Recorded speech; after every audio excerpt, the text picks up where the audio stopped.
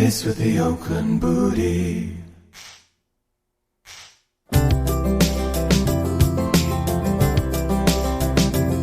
I like big butts and I cannot lie. You other brothers can't deny when a girl... Hello there, and welcome to episode 11 of Turning Tracks. My name is Kris. And I'm Matt. And we're here to talk about the music we love. For today's episode, we're going to be talking about a man who I know because of video games, but is so very much more than that. He's one of the most capable songwriters I've ever heard, seemingly able to effortlessly write works of brilliance that I could only dream of. And he's got one heck of a sense of humor to boot. Keep your robot invasion at bay, because today we listen to the music of Jonathan Coulton. Ooh, rumple smooth skin. You say you wanna get in my pants. Well, hello, Matt. Hello, Kris. How the heck are you? Good. How are you? I'm good. Good. So let's see. For anyone who's new to the show, here's how it works. Each episode, either Matt or myself picks a band or an artist. That person has to choose 10 tracks and 10 tracks only that they believe best represent that band or artist. We listen to them, discuss them, and that's how it goes. So our last episode was some pretty weird music, and this is also going to be weird music, but a different kind of weird music. Okay. So, yeah, I'm pretty excited about this. And the fact that I said his name and you have no idea who it is, I think you'll know who it is after I read the little bit about the artist. And okay. I'm curious how much, if any, of his music that you've heard. So here we go. Back in 2004, Jonathan Coulton was a computer programmer. He also just so happened to like to write goofy songs on the side. One day, he was invited to play some of his songs at a tech conference, and when the audience loved him, a light bulb went off, and as did his career. With the internet coming into its own and art becoming easier and easier to share, Coulton started releasing music on a regular basis. And the rest, as they say, is history. He soared to a degree of popularity as the songwriter behind the famous song Still Alive from Portal, and has since lent his songwriting talents to numerous projects, including the closing track from Portal 2, Want You Gone. I wrote Still Alive. That's not true. It's Want You Gone. One of his songs was used as the intro for a TV sitcom. One of his covers was stolen outright by the hit Fox TV show Glee. As well, it's been a pretty wild ride. We open today's episode with that very song, his phenomenal cover of Baby Got Back by Sir Mix-a-Lot. Glee covered his cover, including his lyric, Johnny C. is in trouble, and refused to credit him in any way, because fun. Side note, I'm going to use a dirty word. Fuck Ryan Murphy. Yeah. There's going to be a lot of dirty words in this episode. Yay! I like dirty words. Yeah, not a clean songwriter, as it were.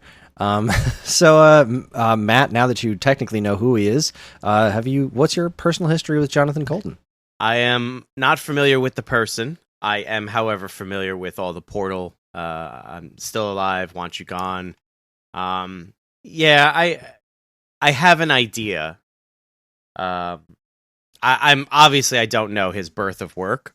And that's pretty. I mean, look, if you're getting ripped off by Glee, I mean, you've arrived, big guy. You have, yeah.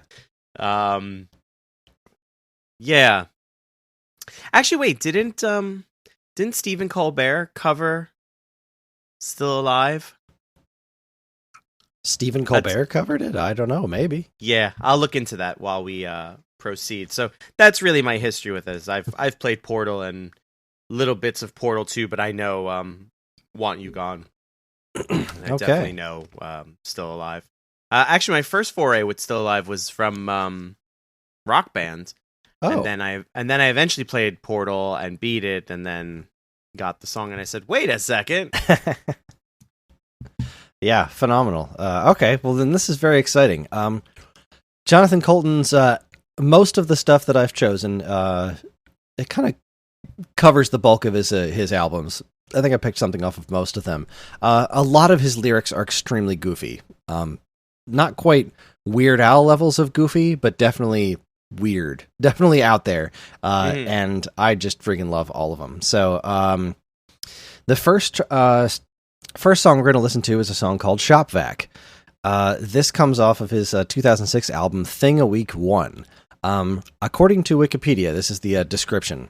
Thing a Week was a series of studio albums released by rock musician Jonathan Coulton in 2006. He compiled these albums from his weekly podcast where he challenged himself to write, record, and produce a new song within a week, every week, for an entire year. He had done this to prove to himself and to his fans that he was capable of working with a deadline. So these Thing a Week albums are pretty wild, and in fact, that "Baby Got Back" cover is also from Thing a Week 1. But this is Shop Vac from Thing a Week 1, probably my favorite song on that album. Listen to the story the lyrics tell. They are strange and somewhat disturbing by the end. So here is Shop Vac by Jonathan Coulton. We took the freeway out of town. We found a place to settle down. We bought a driveway and a swing set and a dog. You got your very own bathroom. I got my very own workshop in the basement. We sit around staring at the wall to wall. Take field trips to our favorite mall. Waiting for the day when all the kids grow up and leave us here. If you need me, I'll be downstairs with the shop vac. You can call, but I probably won't hear you because it's loud with the shop vac on. You'll be okay, cause you'll be upstairs with the TV. You can cry and I probably won't hear you because it's loud with the shop vac on. We hung a flag above the door. Checked out the gourmet grocery store. I bought a mower I can ride around the yard. But we haven't got real friends, and now even the fake ones have stopped calling. Maybe if you forget to hide the keys, I'll take a ride to Applebee's. I'll come home drunk on daiquiris and throw up on the neighbor's lawn. If you need me, I'll be downstairs with the shop vac. You can call, but I probably won't hear you because it's loud with the shop vac on. You'll be okay, you'll be upstairs with the TV. You can cry and I probably won't hear you because it's loud with the shop vac on.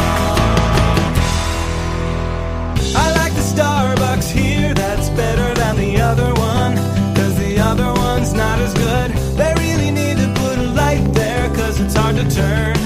It's hard to make a left turn.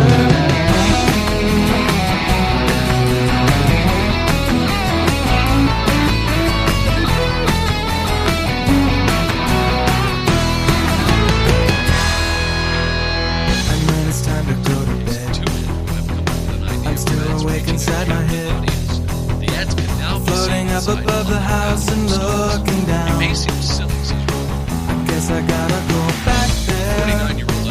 Guess there never was any other answer. And as the freeway hums, the cars go by, the headlights roll across the sky, many miles away, and I can see them spinning through the dark. But if you need me, I'll be downstairs with the shop vac. You can call, but I probably won't hear you because it's loud with the shop vac on.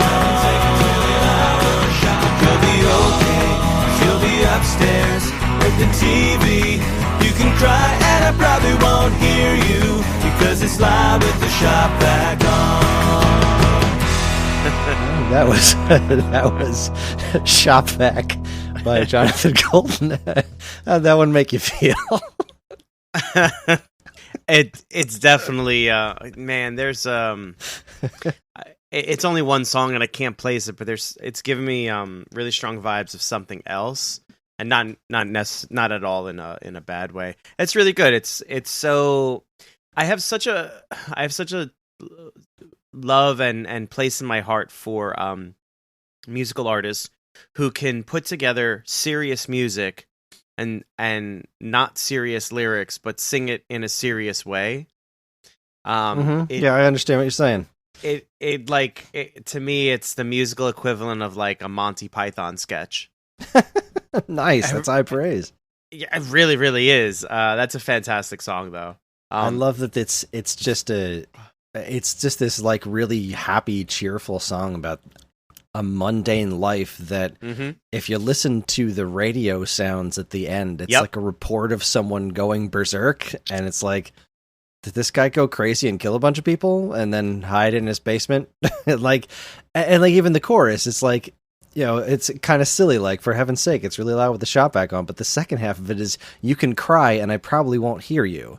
Right. So it's like he's got this, it's almost like it's hinting at there's someone just trapped in a loveless marriage who's just going through the motions. It's such a, there's layers to this song. It's so weird. No, absolutely no question about it. That's absolutely what I was picking up, right? It's very, something brilliant about music like this is it's really straightforward. It doesn't mince words per se. It's a lot of wordplay, definitely, or it can be a lot of wordplay, but it definitely doesn't mince messages, right? And I think that's absolutely brilliant. I was really trying really hard to listen to that radio report, and I caught most of it, and that's kind of what I gleaned from it too. Was maybe this gentleman has flipped his ish, and now he's out there doing the thing, or actually hiding in the basement. Which would make sense if the shop vac's on. Indeed. Fantastic. I love this. All right, so our next song is called Betty and Me. It is off of his album Where Tradition Meets Tomorrow from 2004. These are just in all over the place order, by the way. I didn't put these in chronological order just because the song I wanted to end on is one of his earlier songs, so I figured, well, heck with it, just throw it to caution the wind. This song is very amusing. I will just say that it is about a man and his wife trying to make a baby in an unconventional way. This song is called Betty and Me. Enjoy.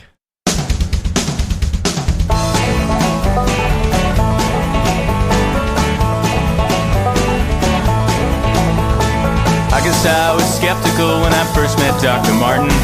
He said we could build a baby out of DNA, and although it was expensive, it was legal in the states where it wasn't banned.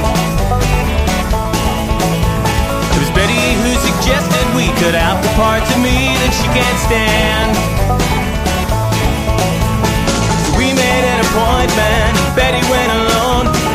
They worked out the details and then called me on the phone to say congratulations, Dad. Now things are getting better for Betty and me. We're making us a baby that's just like me, only better. And Betty says he'll be taller, and Betty says he'll be smarter, and Betty says that our baby will be better than me. Betty was pretty firm about our baby being human. I said we should give him wings and a nice prehensile tail. He could travel with the circus, making money, making friends with clowns. Betty said, that's stupid, and for God's sakes, would you turn that TV down? Now I've seen Betty happy, but she's never been like this. She glows like someone's girlfriend in the middle of a kiss, and I'm excited too. Cause things are getting better for Betty and me. We're making us a baby that's just like me, only better. And Betty says he'll be taller, and Betty says he'll be smarter, and Betty says that our baby will be better than me.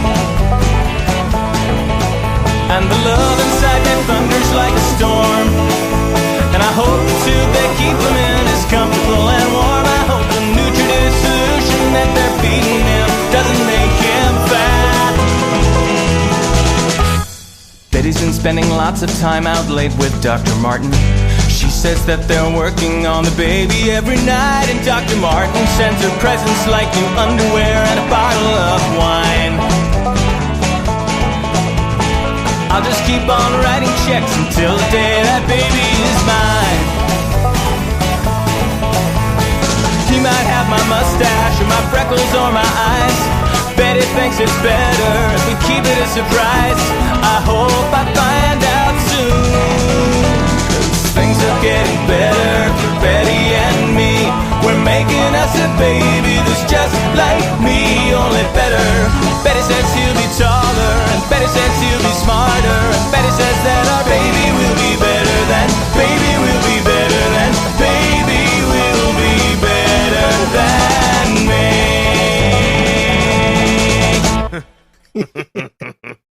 me. There's Betty and Me by Jonathan Coulton. Something tells me Betty's going to have a lot of explaining to do. They're working on a baby every night. Apparently. Yeah. So cracks me up. No, it's fantastic. It again is that thing where it's like, it's a serious song with, serious instrumentation. It's, under any other circumstances would be a serious song except for the lyrics. Yeah, he plays it so perfectly, brilliantly straight. Yes, that it just comes along as just a wonderful work of genius, and it's just a great bit of storytelling in a song. It's just like Shop Vac. It starts off kind of straightforward, and then like, okay, these two don't really like each other all that much, I guess. And she's just straight up banging her doctor. Okay. Yeah. He's a jerk. She hates being with him, and she's found another way. There you go. Yeah, it's funny.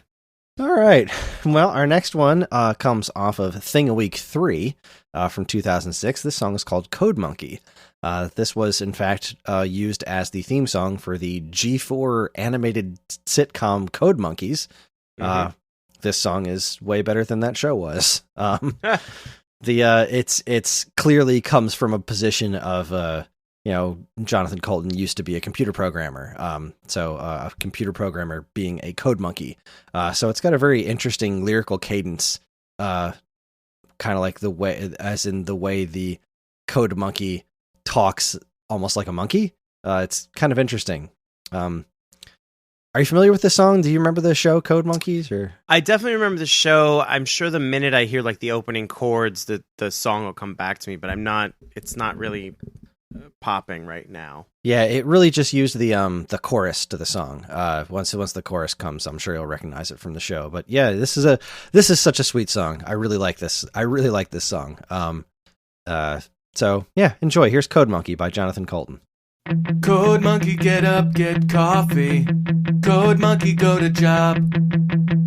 Code monkey, have boring meeting with boring manager Rob. Rob say code monkey very diligent, but his output stink.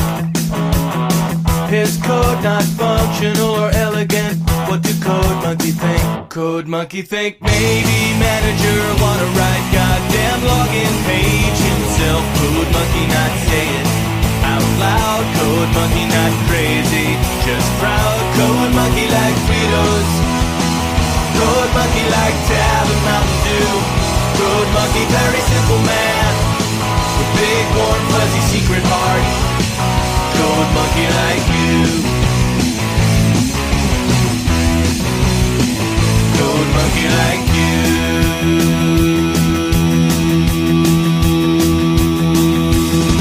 Code monkey hang around at front desk till your sweater look nice. Code monkey offer buy you soda, bring you cup, bring you ice. You say no thank you for the soda, cause soda make you fat. Anyway, you busy with the telephone, no time for chat. Code monkey have long walk back to cubicle. He sits down, pretend to work. Code monkey not thinking so straight. Code monkey not feeling so great. Code monkey like Fritos. Code monkey like Tab and Mountain Dew. Code monkey very simple man with big warm fuzzy secret heart. Code monkey like you. Code monkey like you. Lots.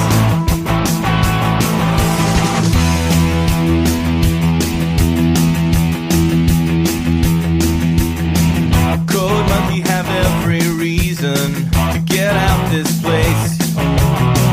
Code monkey just keep on working. See your soft pretty face. Much rather wake up, eat a coffee cake, take bath, take nap. This job fulfilling in creative way, such a load of crap. Code Monkey thinks someday he have everything, even pretty girl like you. Code Monkey just waiting for now. Code Monkey says someday, somehow. Code Monkey like Fritos. Code Monkey like Tab and Mountain Dew. Code Monkey very simple man. Big warm fuzzy secret heart. Code Monkey like you. Code Monkey like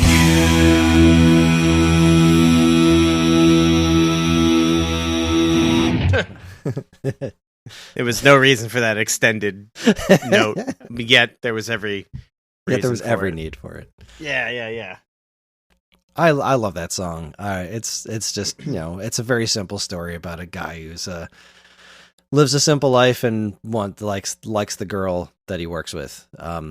It's a simple story told in a pretty creative way. I like that it's I like how the lyrics are kind of like spoken from a stupid monkey perspective, like just the way they Code speaks, Monkey have boss. Yeah, exactly. Like kind of like that. It gives it a very interesting personality, but it's also just a really catchy tune. I love it. Yeah, absolutely. It's a great story. I mean, so far, this guy's a really great storyteller, which I think is important.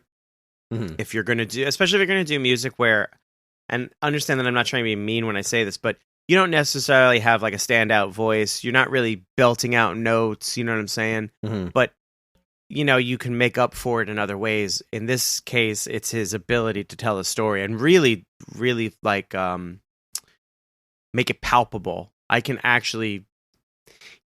we've all had like one or two dead end jobs, and mm-hmm. There's a coworker or someone you might have a crush on, or your boss is always a dope.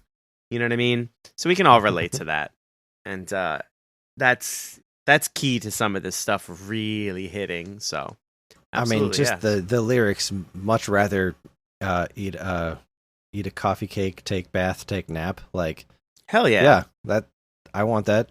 Can I have that, please? I want a coffee cake right now and a nap. I would exactly eat a coffee cake, take a bath, take a nap. That would be a wonderful day. Yeah. All right, this next one is called 1st of May. This is off his 2003 album, Smoking Monkey. This is about the glory of spring. Spring is in the air. It's the 1st of May. And it's a story of a guy who I'm pretty sure it's about a guy who a bird comes and starts talking to him about the glory of nature, and it's pretty magical. So here is 1st of May. Enjoy.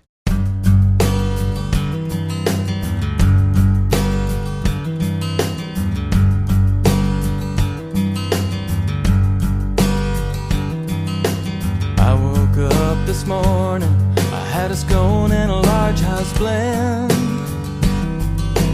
Then a little conversation with my squirrel and chipmunk friends. I said I'm sick and tired of winter, and I wish that it was spring. Then a little fella named Robin Redbreast began to sing, and he sang, "Ooh, child, what'd you think the cold winter's gonna last forever? Ooh, child, now's the time for all the people to get together outside. 'Cause it's the 1st of May, 1st of May, outdoor fucking starts today. So bring your favorite lady, or at least your favorite lady. Water's not cold, baby, dip in your big toe. Maybe I'll see you in flagrante delicto. Grass below you, sky above. Celebrate spring with a crazy little thing called fucking outside." I thanked him for the information. I cried a little when he flew away. I watched an episode of The People's Court, and I tried to plan my day. Called up my old lady. She wasn't home, so I called my girl. I asked her if she'd like to join me as I entertain the world. said, ooh, child, I'll bring a blanket and I promise I will brush the ants off. Ooh, child, you're gonna like it when we're taking each other's pants off outside. Cause it's the first of me. Outdoor fucking starts today. So bring your favorite lady, or at least your favorite thing. Water's not cold, baby, dip in your big toe. Maybe I'll see you in flagrante delicto. Grass below you, sky above. Celebrate spring with a crazy little thing called fucking outside. So we went to the park together. We were walking in the midday sun. We met all kinds of people and we fucked everyone. We fucked the lady who sells ice cream. We fucked a man with a tan sharp head. Everyone who needed fucking, well, they got fucked today. So come on, ooh, child, open your mind and your heart. Feel the spirit moving through you. Ooh, child, you feel the warmth of the love when I stick it to you. Outside, cause it's the first of me. Outdoor fucking starts today. So bring your favorite lady, or at least your favorite thing. Water's not cold, baby, dip in your big toe. Maybe I'll see you in flagrante delicto. Grass below you, sky above. Celebrate spring with a crazy little thing called fucking outside. Fucking outside. Fucking outside. 1st of May by Jonathan Coulton. How do you just not post that every 1st of May? I certainly listen to it every 1st of May, but it's I imagine so. Yeah, that's a great song. I love the fake out of the rhyme, the celebrate spring with a crazy little thing called fucking outside. There was something about it. I had a feeling it was going there. And then when he hit it, I was like, yep, there it is. I think because I might have the same mindset. Fantastic.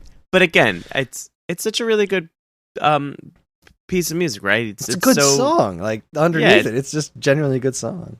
Yeah, it's not reinventing the wheel because it doesn't have to, right? It's well recorded. It's well mixed. It's a good song. It's just good music. Like I don't know what else to say about it. I mean, like the lyrics speak for themselves, right? He's clearly got a very interesting sense of humor and a sharp mind to take that sense of humor and make it, make what he's making. He's very good at articulating that sense of humor. Yes, thank you. Unlike me, who can't articulate his way out of a paper bag. So, anywhoozle. All right, so all these stuff we've listened to so far have been all very independent.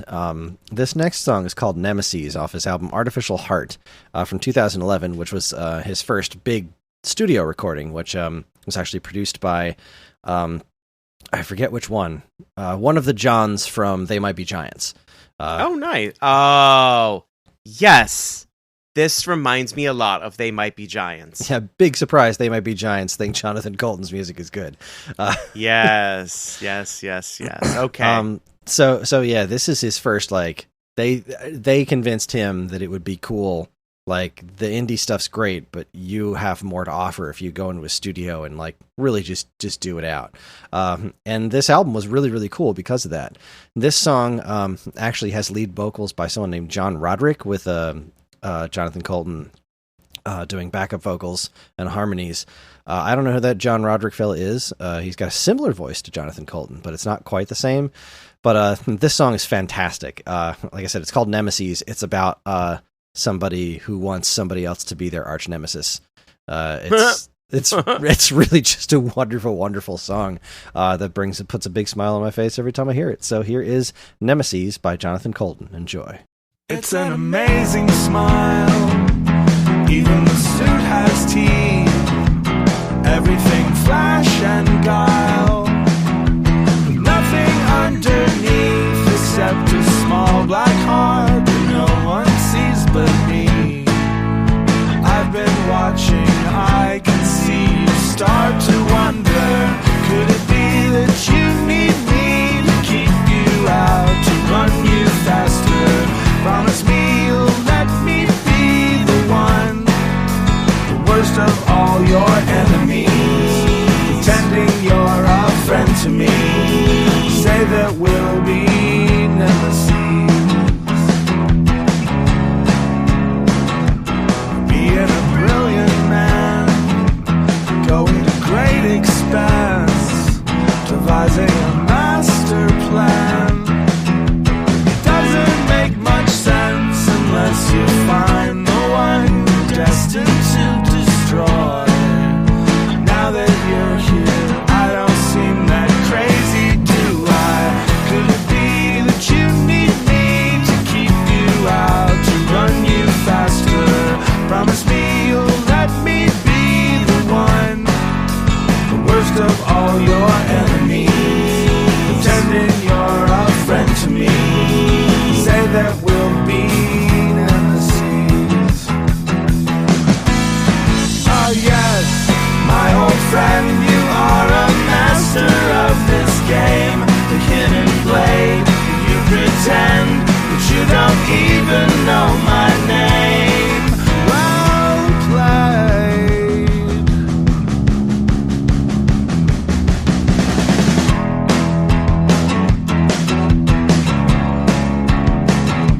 Sometimes it's hard to tell if you even notice me. Maybe it's just as well.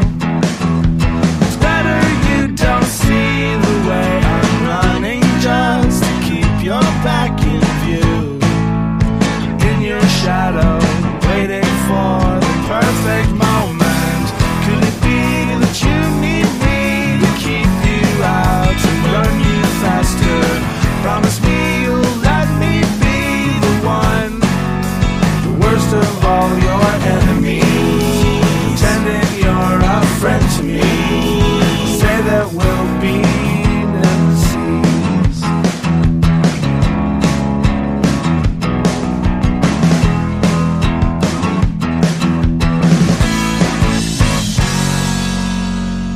Was Nemesis by Jonathan Coulton, and I love the whole sound of this song. I really love its production. I love the way their two voices work together because they are so similar, but John Roderick's is definitely distinct. And I just love the whole concept of, someone revering the idea of like, I want to hate you. I want you to be my nemesis. Let's when it kicks off, it's an amazing smile. Even the suit has teeth. Like, it just sets you up for the wonderful, strange world that this song takes place in. I really love it. Yeah, absolutely. I'm a big fan of music that does that sort of thing. It's almost it's almost like a musical where they tell, they give exposition through, song and lyric. This one particular reminds me of Dr. Horrible's Sing Along. Oh yeah. Oh my goodness, I haven't thought about that in a long time. Side note, a character I created is in the credits. Really? Yeah, you remember they had the contest? Vaguely. There was a contest where you create your own villain, and the top 3 get put on the DVD release or whatever. So at the time, I had a friend who was like, "You make movies? Let's do this." And I was like, "All right." So I came up with this character, and then here's the best part. Came up with this character, I hooked up with a friend of mine, we created it, and then we recorded it, he edited it, and then when I went to submit it, I sent the email to the submission place on the last possible day. The next day I woke up and I was like, something feels weird. I went and I looked and I didn't actually send the video. Oh no. So I sent another video, and then I was like, yeah, I know I'm past the submission date. And they were like, you are, but, we'll put you in contention. I was like, it's cool, man. I appreciate it. I want to say that my character is the absolute last character on the list. General Inconvenience. So That's a great name. Yeah. Well, that's fantastic. Yeah. But yeah, this is very much like Dr. Horrible Sing-Along. It's a lot of good fun. Like even when he is cursing or whatever, it's still lighthearted. Yeah, you know what I mean? There's definitely not much in the way of heavy tones going on here. Even the stuff that's sort of doom and gloom, like even in like Shop Vac, it's still lighthearted. So good times. Yeah.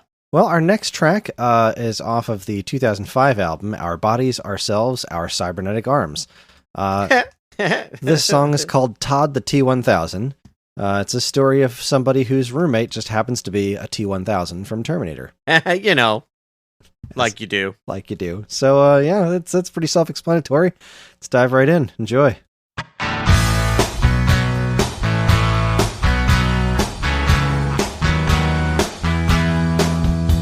Sometimes I kind of miss the old XJ9 that we used to call Jane. Really good at cleaning and we got along fine, so I couldn't complain.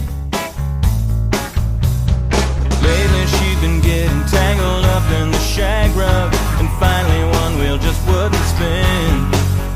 So we said our goodbyes and I traded her in. This new one's kinda creepy, makes me shudder inside with his idiot grin. He's head to toe with muscles and they ripple and slide under translucent skin. Sometimes you stand for hours looking into the mirror and flexing like some guy at the gym. And I'm easily 10 inches shorter than him. Todd, the T-1000 scares me. I don't think he knows I've got a right to exist. And he sits in my favorite chair and dares me. And when I look over, he is making a fist. One finger at a time.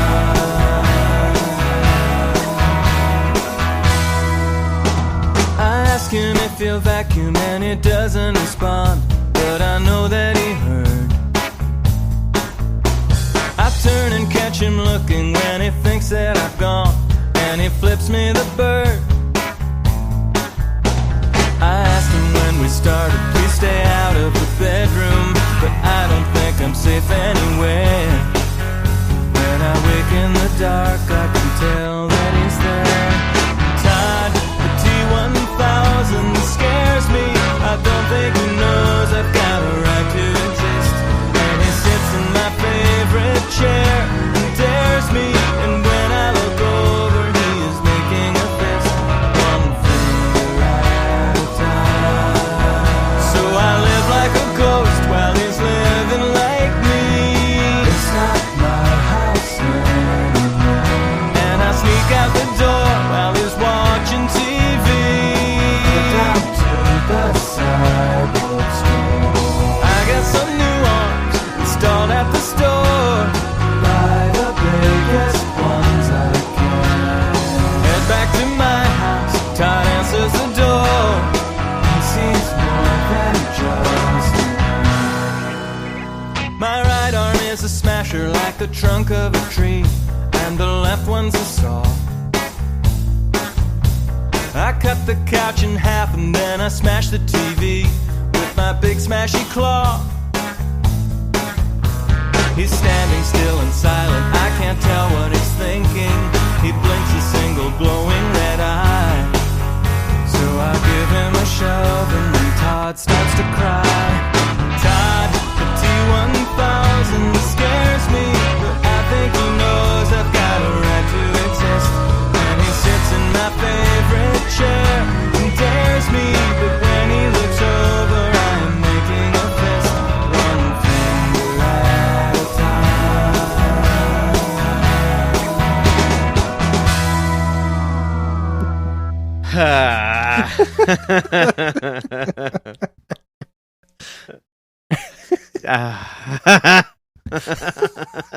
It's so stupid. I can't.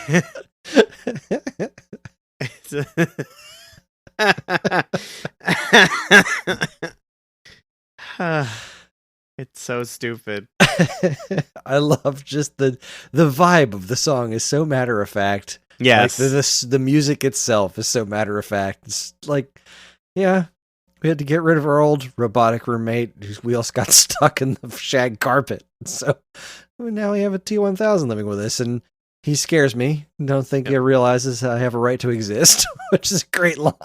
That is, yeah. I love that line. And then, of course, he cybernetically enhances himself to fight back. In the end. Just, chef kiss. It's brilliant. You're right. It's so stupid, but it's so good. Some of the best stuff is like the stupidest stuff, right? I'm a big fan of Stephen Lynch, and he does very similar. I don't want to say parody music, but all his like stuff novelty music, but I feel like that's derogatory. Yeah, exactly. Yeah, I don't like that term either. I don't know what you would call it, because there's boatloads of talent here and with Stephen Lynch, and it's like undeniably good on a sonic level. You know what I mean? And then you get into the meat and potatoes of it, and it's funny. It's so well written. It's good stuff. This is the one thing I remember about Stephen Lynch was he went on the Opie and Anthony show, for those of you who may remember that, and one of them said to him, if only you would use your powers for good instead of evil, you'd be rich as hell. Because he's got that voice, and and so does Jonathan. Like, Jonathan's this is great stuff. It's silly, like it's so necessary though, because there's a whole swath of people that are like, hey man, listen, these bands, these artists, they're great, but I don't mind laughing at music, Yeah. Sometimes you just want something that makes you smile. Yeah, absolutely. And this is really doing it. So, all right. Well, this next one is again off of Where Tradition Meets Tomorrow. This song is called Mandelbrot Set. It is about a math equation that I only know about because of this song, but it is, I believe, a real math equation, the Mandelbrot Set, and this will explain to you what it is. So, please enjoy.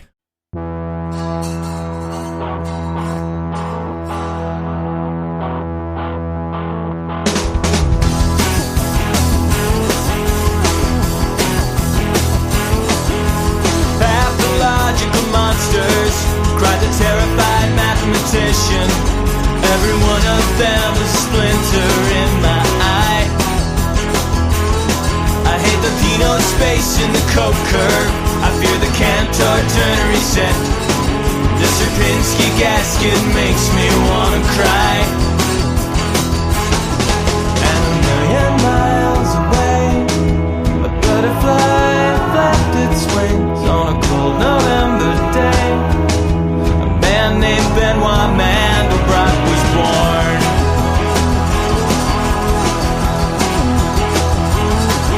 His disdain for pure mathematics and his unique geometrical insights left him well equipped to face those demons down.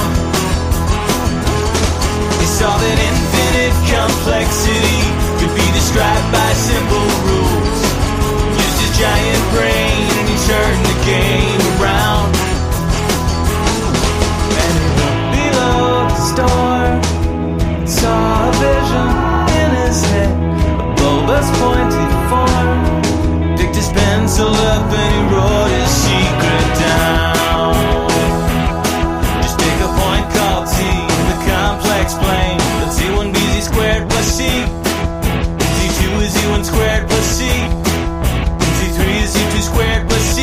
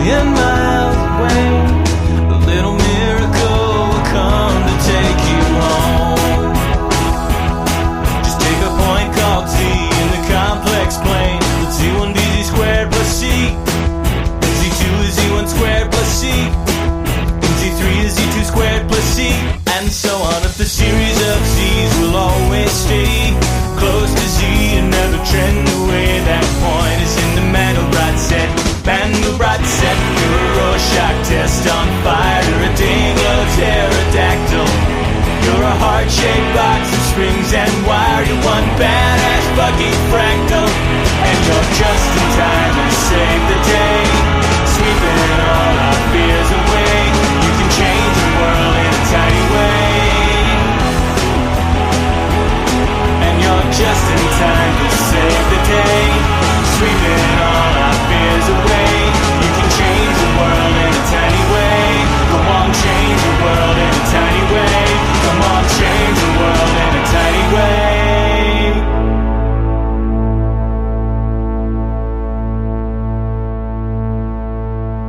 All right, that was Mandelbrot Set by Jonathan Coulton. It's a song about a math problem and the guy who wrote it, and a math equation. And a guy wrote it, and I don't understand most of it, but I love it, and I love how much he loves it. This is one of the nerdiest songs I've ever heard. And like this also reminds me of a lot of stuff from They Might Be Giants, like, you know, Why Does the Sun Shine and stuff like that. It's like, just take the glory of the glory and joy of something like education, of like how cool it is to be smart, and just make a really celebratory, badass fucking Fractal song out of it. You know, it's great. I mean, I love fractals to begin with. They're awesome. Yeah, they really, really are. It's such a... yes, this is really very much like a lot of They Might Be Giants material. And I mean, if you're going to borrow or be inspired by, why not, you know, They Might Be Giants? Yeah, I can't keep saying it enough. It's really good music, very solid music, solid recording, production value. He's got a good voice. Mm-hmm. He's got a great mind, you know, to be able to put material that is already written into musical form, you know, to be able to make like what do you call it, those equations and stuff into lyrics. That's no small feat, right? It's one thing to write something like Shop Vac because it's just straight from the mind and you can kind of, you know, do what you need to do. But this is that's a little tougher to make, you know, fractile equations into lyrics. So hats off. Yeah, well done. Well done. Totally awesome song. We got a couple more for you too. This next one is again off of the album Artificial Heart from 2011. It's called Good Morning Tucson. I believe it is about somebody who works on a morning show who doesn't want to. So, here is Good Morning Tucson. Enjoy. Still so dark because it's still so early, and the chipper little girlie at the front desk doesn't mind at all. These phony living rooms and fake plants are killing me. This bad coffee's filling me with equal parts joy and rage. Put my makeup on and crack in half. I choke back a laugh. Find the camera with the red light. Good morning, Tucson. The lights come on, and so I smile wide and say, good morning, Tucson. I throw to you before I throw the rest away. When I was coming up, I got the donuts, which means I got the donuts that I wanted. There was no young punk to steal my jelly glazed, and I'm still sort of amazed that you can be born in the 90s. When I don't like what they talk about, I take the earpiece out. They just cue me through the window. Good morning, Tucson. The lights come on, and so I smile wide and say, good morning, Tucson. I throw to you before I throw the rest away. While they do the weather, I pretend I'm writing something, but I'm really far away, really far away. I keep my smile warm in case they turn the camera on, 'cause now I have something to say. I have something to say.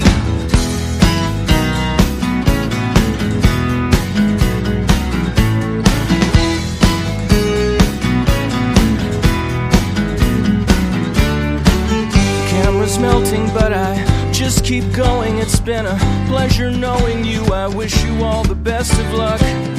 When the prompter dies, I'm comfortable winging it. I'm practically singing it, the song that tears the world apart. Through the smoke beyond my parking space, I see my giant face on the billboard by the highway. Good morning, Tucson.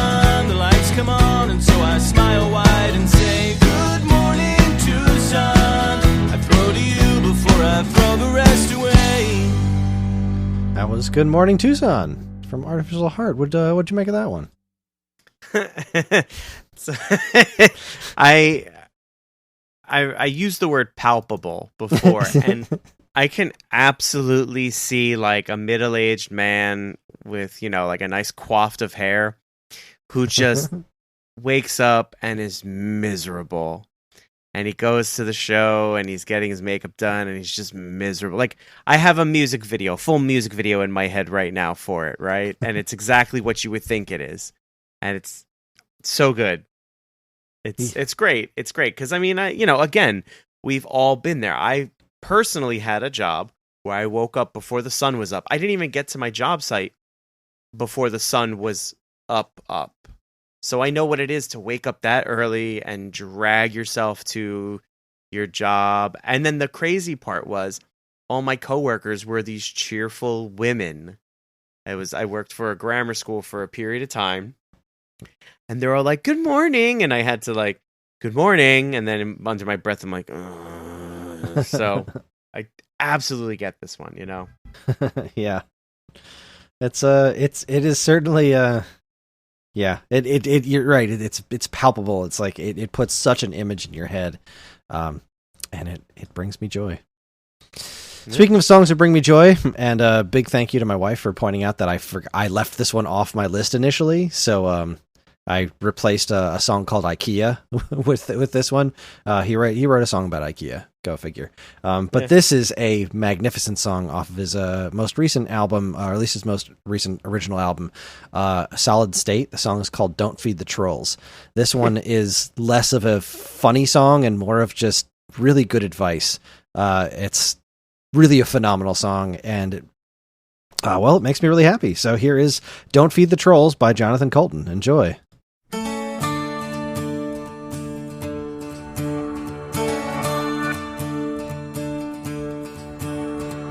Lucy had a steamboat, steamboat had a bell. Lucy went to heaven, she still felt like hell, so she only gave it 2 stars. Worst place ever. She's the kind of person, anyway she tries, always disappointed.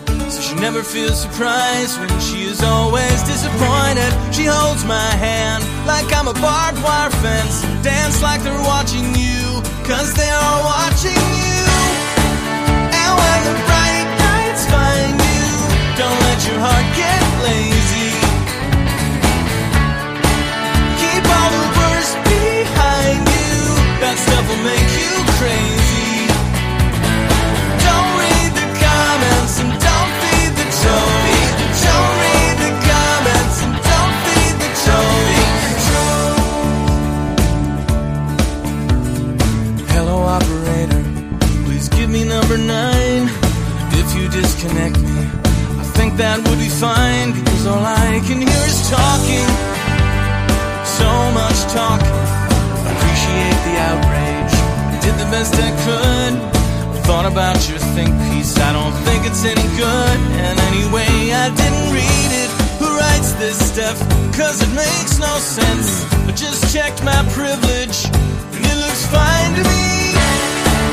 And when the bright lights find you, they're gonna shine right through you. Keep all the worst behind you, don't let the words get to you. Don't read the comments and don't feed the trolls. Don't read the comments and don't feed the trolls. Tides are in the meadow, bees are in the park.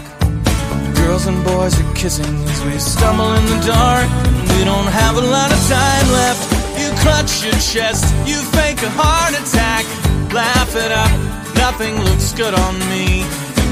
Somebody called, they want their something back. I'm not a piece of meat, I guess I'd like to be.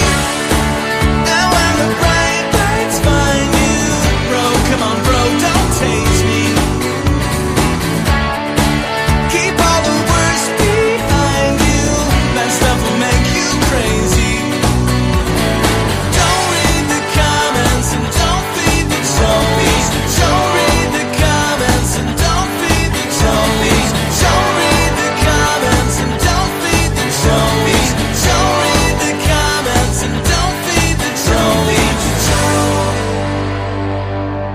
That's Don't Feed the Trolls by Jonathan Coulton, and that song warms my heart. It's such, because it is still a little goofy, like there are still silly lyrics, but if I don't miss the point of the song, which is entirely possible that I do, is to not be afraid to be yourself and to believe in yourself. Because once you start getting internet attention, people are going to pick you apart. But if you believe in what you're saying and what you're doing, then be a little arrogant if you need to, or not even arrogant, just be confident. And yeah, don't read the comments and don't feed the trolls. Best advice ever. Song warms my heart. I really, really love this one. I mean, look, I couldn't agree with you more, right? I remember my very, very first band, absolute trash. We were terrible. Played our first show, and there was some write-up somewhere, and, we got a garbage review. We were a garbage band, we got a garbage review. But I remember at the time being so annoyed and saying to myself, like, something that's always stuck with me for a long time, like, oh, you think we're so bad? You think you could do better? Go out there and go do better. You know what I mean? But it's true, right? It brings me to today. Don't read the comments. Don't feed the trolls. My wife has a tendency to dive into the comments of videos, and I'm like, you are made of tougher stuff than I am, because it's always so nasty, and I can't. The dregs of humanity. I just can't do it, right? I just can't. So, very sound advice from a very smart man, who I'm sure has, had his fair share of slings and arrows. Oh, I'm sure. I really, really like the production on this one, too. You mentioned before that his voice was not particularly anything special, but like this is one of those songs that proves that this guy really can sing. He's got a really strong vocal performance in this song, and I love hearing the evolution of his work to be so clean. Like this one is just a really, really well produced song. It's a good album too. I just listened to it. I hadn't heard this album before prepping for this episode. I heard this song, and then it just kind of like floated out into space of like, oh yeah, there's a new Jonathan Coulton album. I should probably do something about that. That was back in 2017, and I just kind of fell through the cracks. But yeah, this is a really good album, and it's probably my favorite song on it. It's just a wonderful piece of music. Yeah, I want to kind of maybe take back what I said about him not having like a really standout voice. He has a really, really good voice, and I think it's very standout for what he's doing. Mm-hmm. I find that a lot of the guys, not that there are a lot of guys, but a lot of the guys that do this style of music tend to have unique voices. In the grander scheme of things, like sure, some of these guys, some of these artists will get lost in the shuffle. But he's got a very unique voice. It's just shy of a falsetto. It's like an alto, and it's really nice. Like this is all really good, pleasant music. Even the part about fucking, you know what I mean? Like outdoor fucking. Excuse me, outdoor fucking, and even that's wonderful. But I digress. It's good stuff. He's got a really unique voice for what he's doing. I meant it more in the grand scheme of things, But yeah, I'm enjoying this. I'm glad you are. Sorry to say we're on our last track. This is my favorite Jonathan Coulton song. I don't even want to say anything about it. It's got a wonderful melody, and it tells a fantastically entertaining story. It's just my favorite song of his. It's off of Where Tradition Meets Tomorrow from 2004. This song is called The Future Soon. Enjoy.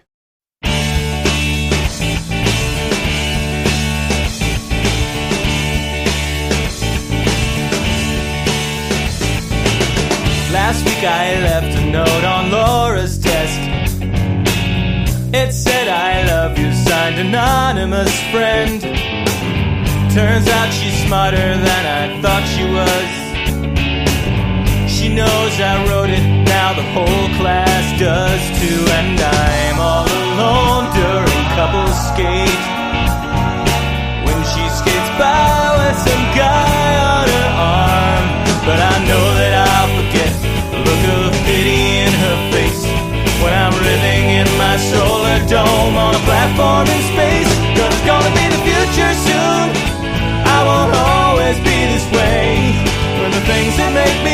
and strange get engineered away. It's gonna be the future soon. I've never seen it quite so clear. When my heart is breaking, I can close my eyes. It's already here.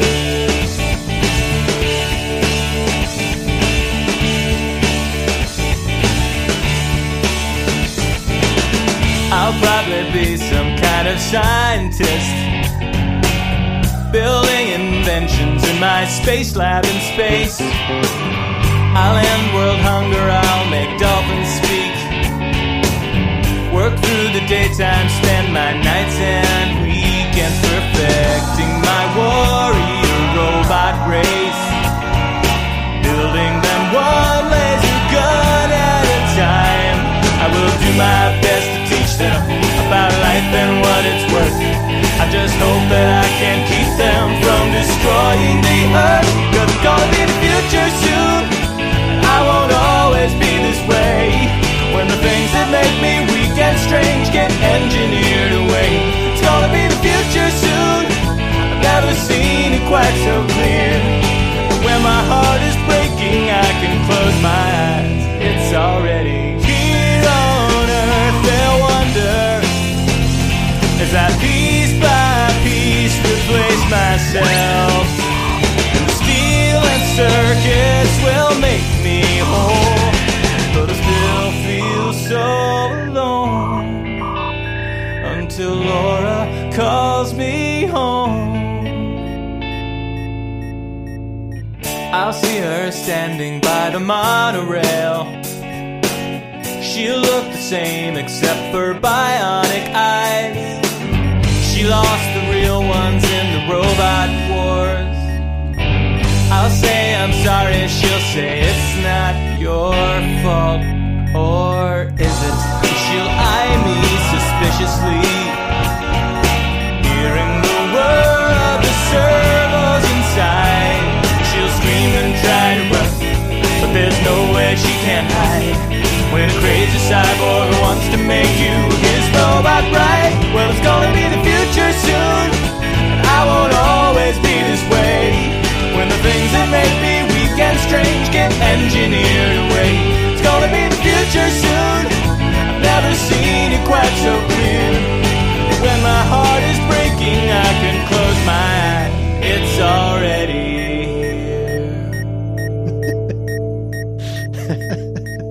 That's the future soon.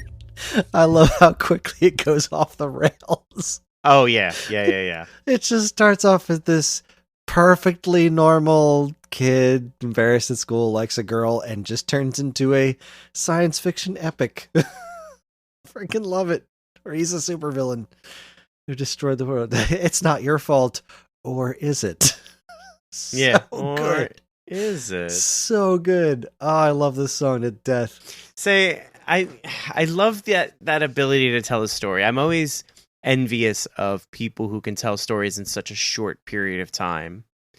Because I, as a storyteller, as a writer, I like to have the time to allow things to unfold and marinate. But you got a 3-4 minute song. You don't have a big window, so I'm always impressed when someone can tell just a fantastic story, very concise, within that window of 3 to 4 minutes. And yeah.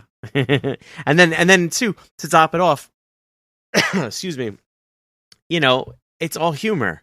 And there's some kind of M. Night Shyamalan plot twist that you're like, what? I didn't see that coming. Right? It's fantastic. He's done such a fantastic job, and I applaud his career. The joy of singing phrases like, I just hope that I can keep them from destroying the earth, or what a crazy cyborg wants to make you his robot bride. Yeah. The way it transitions right at the end of the first verse of like, I know I'll forget the look of pity in her face when I'm living in my solar dome in a platform in space. And so, okay, this is where we're going. The idea of just the things that make me weak and strange will get engineered away. It's Because, like, on one hand, is it actually telling this sci-fi story, or is it just this little kid who's embarrassed imagining this whole story all the way up to, you know, she lost her eyes in the robot war, and then, yeah, like, it's difficult to say, but either way, I think it's a brilliant song, and I love it to bitty bits. One of my favorites. Absolutely. And that's that about wraps it up for Jonathan Coulton. I'm glad you enjoyed yourself. Absolutely. Yeah, absolutely. You know me, I love a good song that can tell a story, and I love a bit of humor in music. So, and this has that in spades. So yes, it absolutely does. Go track down all of Jonathan Coulton's music. It's all wonderful. He's immensely talented and frustratingly talented man, especially the Thing a Week. When you listen to those, just like, really? A week. Thing a week, every week. How dare you?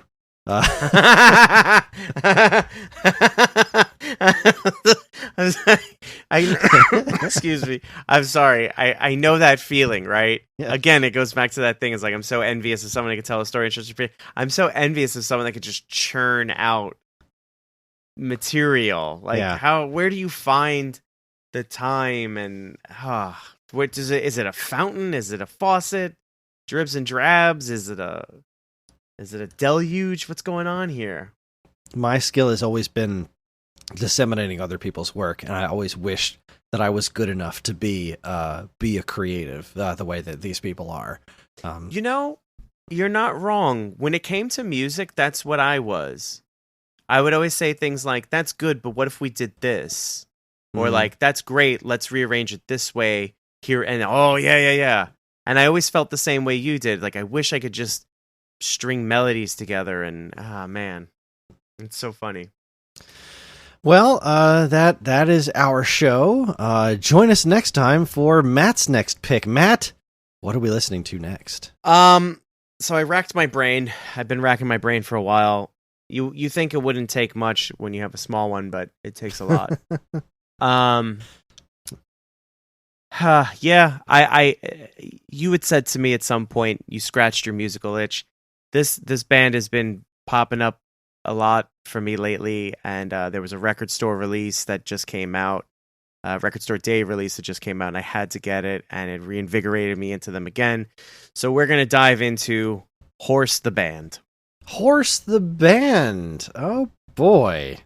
Yeah, it's gonna be an interesting show. Yeah, I'll bet. The only thing I know of Horse the Band is that one song you played on that one episode of Waveback it was that we did a while back. Yep. Okay. I'll make sure not to put that song in the list. All right, sweet. All right, well, we here at Turning Tracks are incredibly grateful to everyone who listens. We love communicating with you when we can. We have a couple of ways you can do that. There's the Geekade Discord channel, in which we have a Turning Tracks chat, where we hope to discuss all manner of stuff related to music and whatever our next episodes are going to be. And of course, you can always still send us an email at mail@geekade.com. And while you're at it, check out all our social media channels, which you should totally follow, like, and subscribe to if you haven't already. Turning Tracks and other Geekade podcasts are made possible thanks to the Geekade Patreon page. There, patrons can get access to a monthly podcast topic and recording schedule, get early access to most of Geekade shows, including this one and more. If you've enjoyed our podcast over the years, follow the link in the description and give it a look. We really appreciate it. Finally, as always, be sure to check out all the other great content we have on our site over at geekade.com.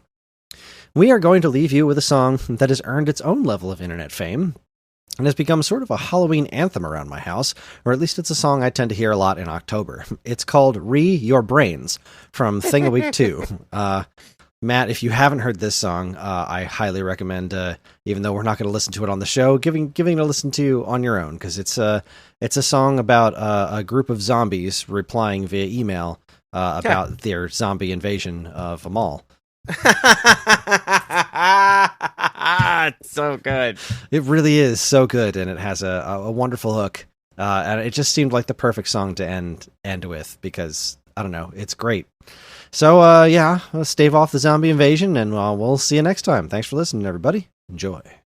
Hey, Tom, it's Bob from the office down the hall.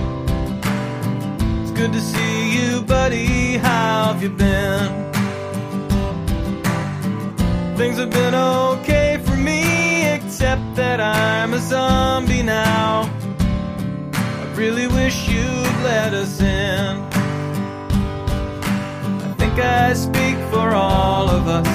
wanna say I understand why you folks might hesitate to submit to our demand. But here's an FYI, you're all gonna die screaming, all we wanna do is eat your brains. We're not unreasonable, I mean no one's gonna eat your eyes. All we wanna do is eat your brains. We're at an impasse here, maybe we should compromise. If you open up the door, we'll all come inside and eat your brains. I don't want to nitpick, Tom, but is this really your plan? Spend your whole life locked inside a mall. Maybe that's okay for now, but someday you'll be out of food and guns, and you'll have to make the call. I'm not surprised to see you haven't thought it through enough. You never had the head for all that bigger picture stuff. But Tom, that's what I do, and I plan on eating you slowly. All we wanna do is eat your brains. We're not unreasonable, I mean no one's gonna eat your eyes. All we wanna do is eat your brains. We're at an impasse here, maybe we should compromise. Open up the door, we'll all come inside and eat your brains. I'd like to help you, Tom, in any way I can. I sure appreciate the way you're working with me. I'm not a monster, Tom, well, technically I am. I guess I am.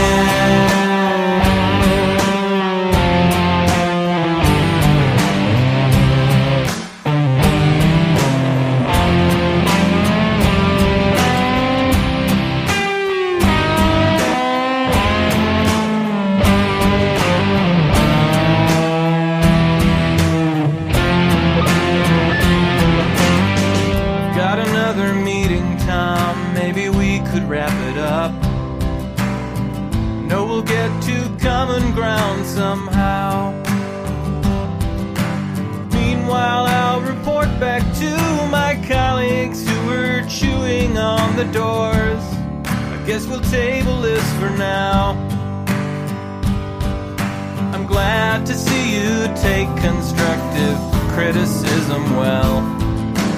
Thank you for your time, I know we're all busy as hell. And we'll put this thing to bed when I bash your head open. All we wanna do is eat your brains. We're not unreasonable, I mean no one's gonna eat your eyes.